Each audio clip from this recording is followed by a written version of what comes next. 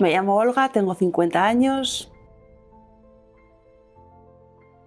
Bueno, mi primera cataplegia fue estando en la playa, pues aún yo no estaba diagnosticada de narcolepsia, se me juntó un final de curso, pues seguramente que con el agotamiento propio del mes de junio, estábamos la familia en la playa y así en una terraza, pues contándonos a la hora de cenar, pues cosas cotidianas, pero en plan de un poco de cachondeo, pues un ataque de risa, que yo me quedé sin tono muscular sentada en la silla, ellos seguían con lo suyo, porque cuando tú tienes una cataplegia no pierdes el conocimiento, entonces tú eres consciente de que el resto de las personas siguen viviendo, hablan, te preguntan, pero tú no puedes ni hablar ni responder, más que solamente decir, por favor, que alguien me agite un poco, porque es cuestión de que te agiten un poco y retomar el tono muscular.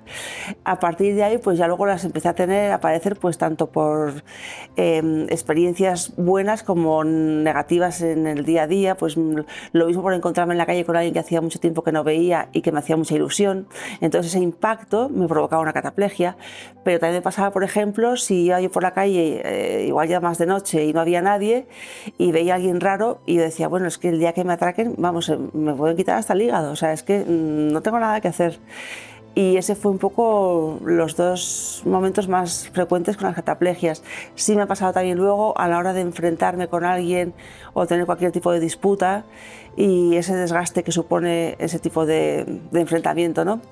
Pues también de caerme al suelo. Eso, entonces al final era por un montón de cosas e incluso una vez en mi casa, me acuerdo, estando todavía en casa de mis padres, o sea, de soltera, pues por oír de repente el teléfono, pues del sobresalto, entonces yo dije, yo así, y por eso, bueno, pues descubrí que para mí personalmente el Prozac fue lo que me quitó la cataplegia y no he probado a tomar ninguna otra cosa más. Pero bueno, diagnosticarme, yo empecé no con los 3 síntomas a la vez, no sé, manifestaron a la vez, sino que yo empecé pues con sueño, con ciertas pesadillas, luego aquel verano lo de la cataplegia y luego ya empecé la carrera primero de farmacia y me dormía en todas las clases a las 4 de la tarde, que no es una hora de dormirte en ningún sitio, ¿no? Y teníamos clase de 4 a 8, pues me dormía en las 4 clases. Entonces, yo de niña, o sea, de más joven, yo siempre he padecido anemia, entonces, claro, pues mi primera sintomatología en una analítica que te hace un médico de cabecera o en su momento el pediatra, no, ya no estoy en pediatra, pero bueno, el médico de cabecera, pues me saldría seguramente el hierro muy bajo y entonces el problema era pues que tenía una anemia. Entonces yo estuve todo un curso tomando hierro, pero yo me seguía durmiendo en todas partes. Entonces ya luego vino la cataplegia, entonces ya había algo como que no cuadraba, ¿no? Perder el tono muscular así porque sí, o sea, no es, eso es fruto de cansancio, ya fue un poco también una incógnita que había que ver cuál era el motivo.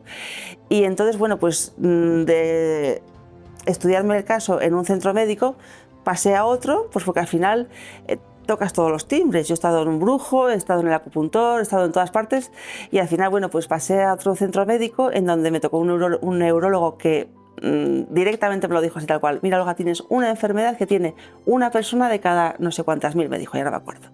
Y entonces ya me quedé tranquila porque sabía cómo se llamaba mi problema.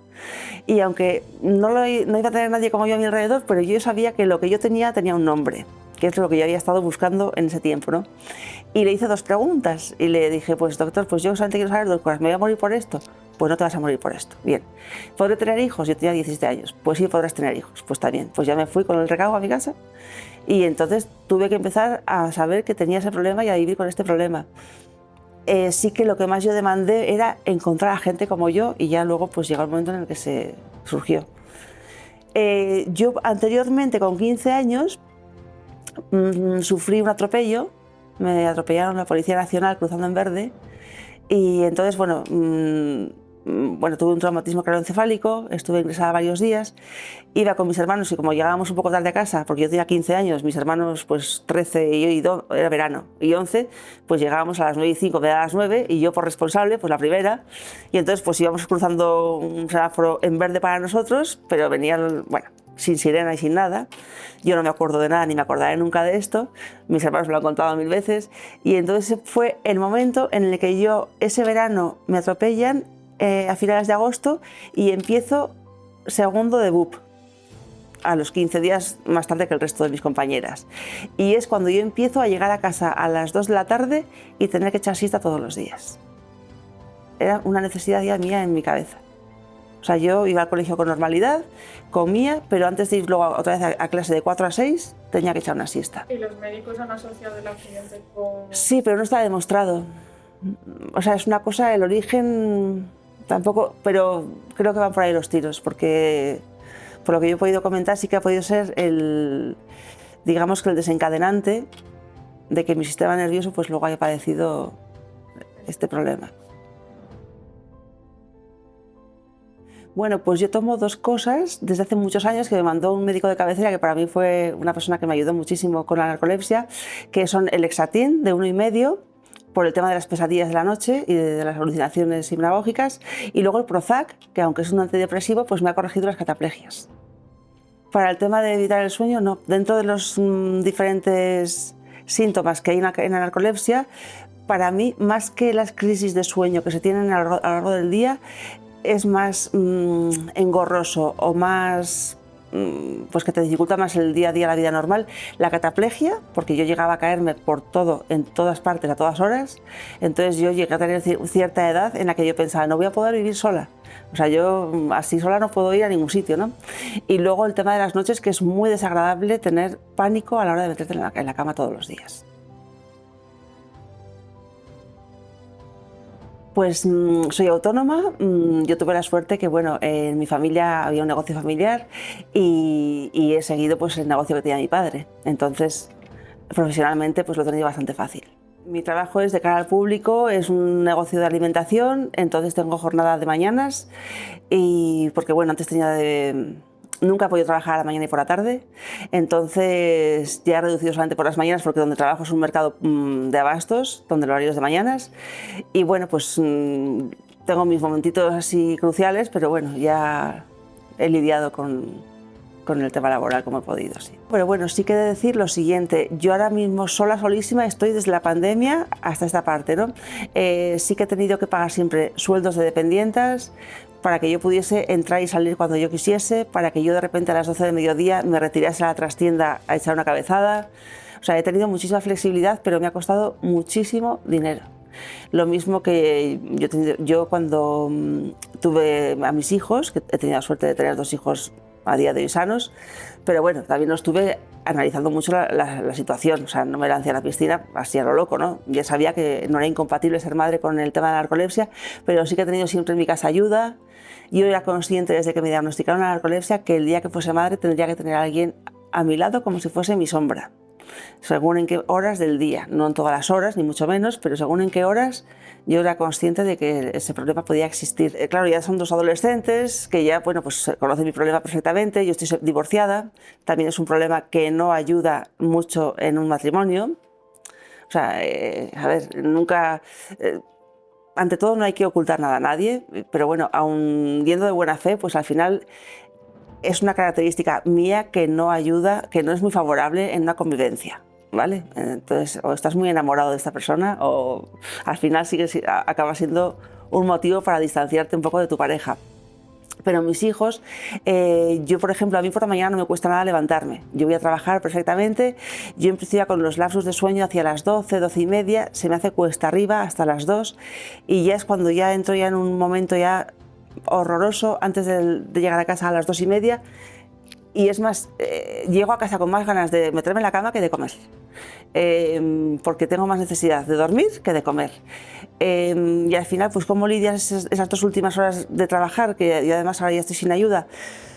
Pues haciendo malabares, ya tengo hasta un flis de agua para echarme así por la cara pero es que al final me enfado mucho conmigo misma y aunque llevo 35 años con esta enfermedad, me sigo enfadando mucho por no poder hacer las cosas normal. Entonces me sobrepasa a veces el tener sueño, el atender a una clienta y a veces igual no sale lo que le he devuelto de dinero. Me pasa pocas veces, pero me ha pasado también. Es una lucha con uno mismo que al final pues te repercute mucho en tu carácter y te pones pues gruñón y malhumorado. Llego a casa y como comentaba, pues ya mis hijos salen a las 3, comemos los 3 juntos, yo ya dejo la comida hecha de víspera. Saben muy bien que yo igual en mitad de la comida mejor me retiro porque no estoy en condiciones, pero bueno, ellos me han conocido así, no les ha supuesto tampoco ningún trauma, y cuando ellos eran pequeñitos pues yo tenía una persona en casa hasta las 4 de la tarde que me hacía la comida y me atendía a mis hijos cuando eran bebés, en esa hora de mediodía que yo era totalmente un cero a la izquierda. No puedo, aunque quisiese ser la mejor madre del mundo, no lo podía ser. Lo más importante para mí a día de hoy y para la gente que viene detrás mía, pues como a los adolescentes que ahora están aquí con nosotros aquí en Burgos y tienen todavía la edad de estudiar, ¿no? Es que se nos reconozca o que se nos haga un hueco en esta sociedad y tengamos unos derechos. Porque no es cuestión de que seamos totalmente personas no capacitadas para trabajar en nada, sino que habrá cosas mejores, peores, pero que tengamos o una ayuda o un reconocimiento, no sé de qué calibre, que a día de hoy yo todavía no lo he conocido y entonces creo que sería muy interesante esto. Y yo hace tiempo ya, porque yo descubrí esta asociación a través de una hermana mía, que no sé cómo, cuando internet casi no lo teníamos en casi ningún sitio, ¿no? Ni había móviles ni nada. Y esto creo que fue en el año 90 y poco, 90 y algo, 96 puede ser. Entonces me dijo mi hermana Eva, Olga, he descubierto la asociación de narcolepsia. Entonces para mí fue un regalazo que alguien se hubiese dignado a buscar gente con este problema. Y fue cuando empezamos a reunirnos en Madrid una vez al año y para mí era como una aparición poder tener este tipo de compañeros, ¿no? de camino que lidian como yo todos los días con el mismo problema. Y entonces yo, no estaba entonces Enrique de presidente, estaba Manuel, pero sí que hacía yo siempre mucho hincapié porque lo veía incluso en gente que iba a las asambleas y estaban padeciendo de un apoyo nefasto en la familia y en las amistades, ¿no? Pero yo hacía mucho hincapié que para mí han sido cruciales mis padres. O sea, la comprensión de unos padres que no te tratan ni de vaga, ni de, pues eso, ni de excesivamente de salir, ni de responsable. Bueno, es que yo tampoco lo había sido anteriormente. Entonces, el apoyo de unos padres, la comprensión y sobre todo que tus amigos conozcan tu problema, que a mí me tocó una edad de adolescencia, pero bueno, nunca me he sentido menospreciada por ninguna amiga mía, de las que son de verdad amigas, todo lo contrario. Y había gente luego en la carrera que te daba apuntes de ellos porque te querían ayudar. Al final es una forma también de seleccionar mucho a las amistades y a poner, bueno, a que te acepten como eres, porque tampoco tienes nada que esconder, ¿no? Es una realidad como otra cualquiera, ¿no? Pero el apoyo familiar, mis padres me dieron un montón de oportunidades, pues decántate por esto, lo que tú quieras, y hasta que yo misma no dije, ya dejo de estudiar, yo me fui a Granada, estuve 3 años, bueno, llegué a un nivel bueno de la carrera, pero ya al final era o mi autoestima o la carrera. Entonces ya dije, pues ya me rendí, no podía más, porque todo el mundo avanzaba y yo aún estaba, pues era hace muchos años también, cuando no había gente como yo, yo no conocía a nadie así. Entonces todo eso también ha influido mucho y ahora con los años, gracias a Dios, es un concepto que cada vez se conoce un poquito más, el de la narcolepsia.